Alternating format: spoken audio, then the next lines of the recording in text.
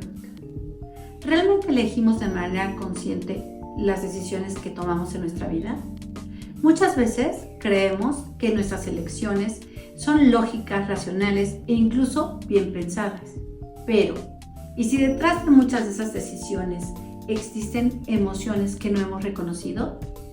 En esta charla vamos a explorar cómo esas emociones silenciosas influyen en nuestras relaciones, en nuestro bienestar y sobre todo en lo que consideramos que estamos decidiendo. Hola, mi nombre es Angélica Cepeda. Soy madre, terapeuta, educadora, maestra en equidad de género y estudiante avanzada en neurociencia. Desde hace más de 20 años he observado cómo las emociones inconscientes influyen en las decisiones de las personas en las que he acompañado. Muchas de estas personas saben exactamente qué hacer. Saben que necesitan poner límites, saben que necesitan tomar una decisión, saben que necesitan cerrar un ciclo y aún así no logran hacerlo. Entonces empezó a surgir la pregunta: ¿por qué hacemos cosas que sabemos que no nos hacen bien? Al observar esta pregunta, fue entonces cuando mi manera de comprender el comportamiento humano fue diferente. Y eso es justamente lo que hoy comparto con ustedes.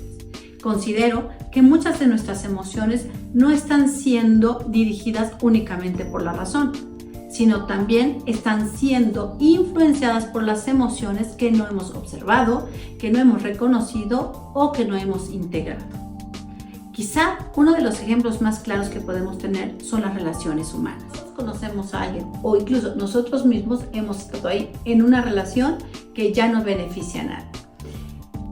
En esta relación ya no hay un crecimiento, ya no hay bienestar, hay molestia o incluso hacemos infelices a la otra parte o nos hacen infelices. ¿Por qué? Porque probablemente una de estas emociones está interviniendo. No estamos hablando de falta de inteligencia, tampoco estamos hablando de falta de información. Estamos hablando de emociones que no reconocemos, que no sabemos y que no hemos observado. Emociones como el apego, el temor al rechazo, la incertidumbre, el miedo a equivocarse, son algunas de las emociones que aparecen cuando se quiere tomar una decisión, sobre todo en este caso una decisión de separarse. Por ello, no hablamos de falta de inteligencia o falta de información. Hablamos de que no sabemos cómo tomar una decisión porque esta decisión está influenciada por estas emociones. Y cuando estas emociones aparecen, la decisión deja de ser un asunto exclusivamente racional. De hecho, el neurólogo Antonio Damasio descubrió algo muy interesante. Él durante muchos años hizo estudios a personas que habían perdido la capacidad de sentir emociones. Sin embargo, lo sorprendente fue que estas personas seguían siendo inteligentes, podían analizar y podían razonar absolutamente todo, pero ellos tenían una limitante: se les hacía muy difícil, se les complicaba la existencia al poder tomar una decisión. Y entonces Damasio llegó a una conclusión que transformó nuestra comprensión del comportamiento humano. Las emociones no interfieren en nuestras decisiones. Las emociones forman parte de nuestras decisiones. Nos ayudan a valorar opciones, a asignar importancia y a elegir un camino. Y es aquí donde Daniel Goleman hace una gran aportación. Él explica que la inteligencia emocional no consiste en dejar de sentir, consiste en reconocer lo que estamos sintiendo para que esa emoción no tome el control de nuestra conducta sin que nosotros nos demos cuenta. Porque cuando nosotros no reconocemos nuestras emociones, ellas terminan influenciando en nuestras decisiones, en nuestras relaciones y en nuestro bienestar. Justamente de lo que hemos estado hablando hoy. Y aquí aparece nuevamente una pregunta muy interesante. Si las emociones influyen en nuestras decisiones, entonces, ¿de dónde vienen las emociones? Creemos que nuestras emociones son provocadas directamente de lo que sucede. Sin embargo, la realidad es un poco más compleja. Les daré un ejemplo. Imaginemos que yo escribo un mensaje para alguien importante y hay dos maneras de responder. Pasan varias horas y no me responde la persona. Una de las opciones que yo tendría que pensar es que no le importó a la persona.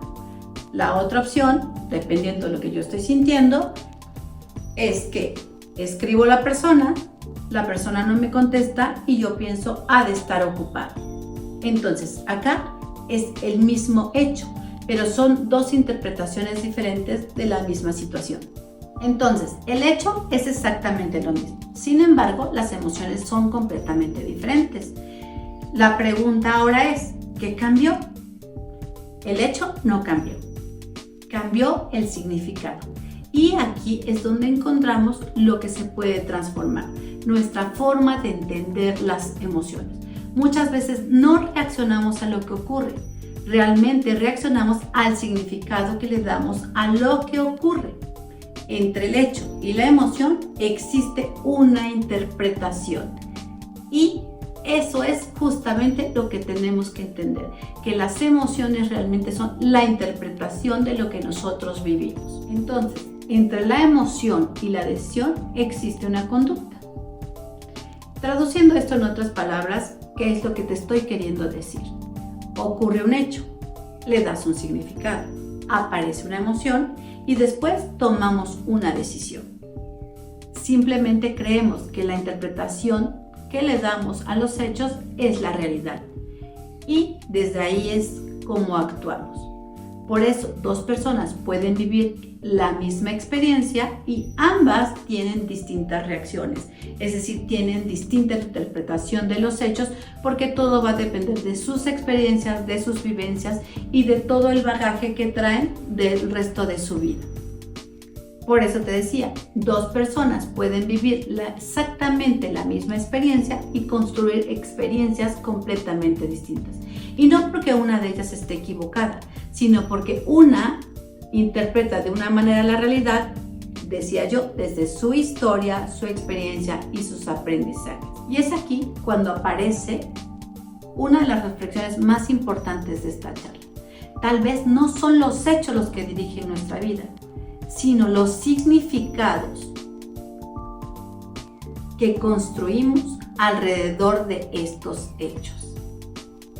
Y aquí es donde, atendiendo lo anterior, todo comienza a tomar sentido. La libertad no consiste en controlar todo lo que ocurre. La verdadera libertad comienza cuando reconocemos la historia que nos estamos contando de lo que ocurre. Porque esa historia genera emociones y esas emociones terminan influyendo en nuestras decisiones. Por eso, me gustaría dejarte una invitación muy sencilla. La próxima vez que una emoción intensa aparezca en tu vida, antes de preguntar qué estoy sintiendo, pregúntate, ¿qué significado le estoy dando a esto que estoy viviendo? Porque la respuesta no se encuentra únicamente en lo que se vivió, se encuentra en la interpretación de lo que construimos alrededor de lo que ocurrió.